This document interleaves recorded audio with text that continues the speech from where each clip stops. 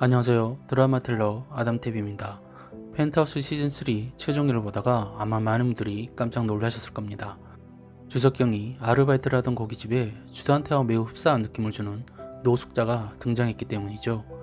당시 상황을 살펴보면 석경이는 고기를 굽고 있고 이 노숙자는 가게 창밖에서 손님들의 고기를 쳐다보며 먹고 싶다는 듯 응시합니다. 이 모습이 딱해 보였던 석경이는 이 노숙자에게 들어오라고 말하죠.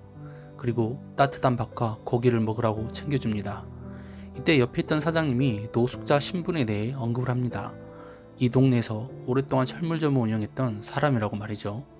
그리고 이 노숙자에 대한 사연을 언급하죠. 아내가 집을 나간 후 딸과 함께 살았는데 딸이 병으로 죽고 나서 저렇게 떠돌아다닌다고 말입니다. 석경이는 그 사연을 듣고 나서 더 딱해 보이는지 자기 돈으로 고깃값을 결제한 후 더 가져다 줍니다. 그런데 이때 이 노숙자가 이런 말을 하죠. 밥은 먹었니? 크크크. 주석경은 정말 깜짝 놀랐습니다. 마치 아빠 주단태의 음성을 그대로 듣는 듯 했기 때문이죠. 시청자들 역시 이 장면에서 정말 깜짝 놀랐습니다. 정말 주단태가 살아 돌아온 듯 했기 때문이죠. 하지만 심수련에게 총까지 맞고 헤라펠레스 100층에서 떨어진 주단태가 다시 살아 돌아온다는 것은 말도 안 되는 얘기죠. 하지만 작가가 김순옥 작가인 만큼 불가능한 일도 아니겠죠. 이 때문에 혹시 열린 결말이 아니냐는 의혹도 제기되었죠.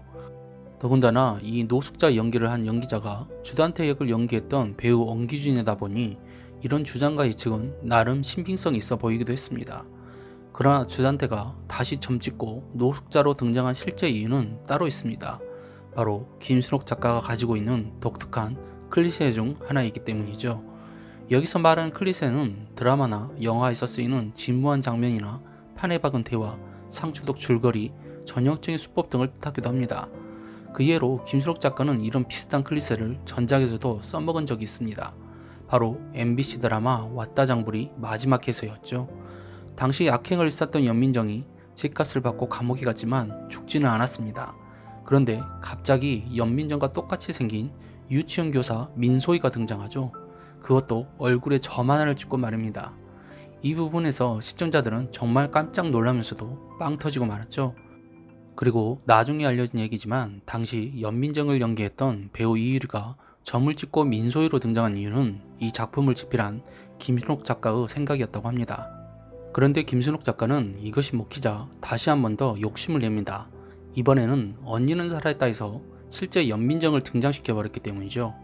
물론 시기상 왔다 장불에 등장했던 연민정과 동일 인물은 아니지만 배우 이유리가 놀랍게도 자신을 연민정이라고 말하며 이 드라마와 악녀였던 양다리를 압도적인 말발로 털어버린 장면은 최고 사유다 장면이었죠. 그런데 펜트하우스 시즌3 마지막 회에서 김순옥 작가는 이런 욕심을 한 번 더 낸 것 같습니다. 그리고 본래 주단태에 대한 사랑이 각별한 것은 알았지만 주단태의 연기를 펼친 엄기준을 다시 재분장시키고 얼굴에 점까지 찍어서 내보낼 줄은 몰랐습니다. 그러고 보면 김순옥 작가에게 주단태라는 캐릭터가 정말 각별했던 것 같습니다. 특히 시즌3 12회 13회에서 이런 애정은 더 뚜렷하게 나타났죠. 주단태의 과거를 삽입시키는 장면을 보면 그에 대한 동정심을 유발시킬 정도로 정말 안쓰럽게 만들어놨으니까요.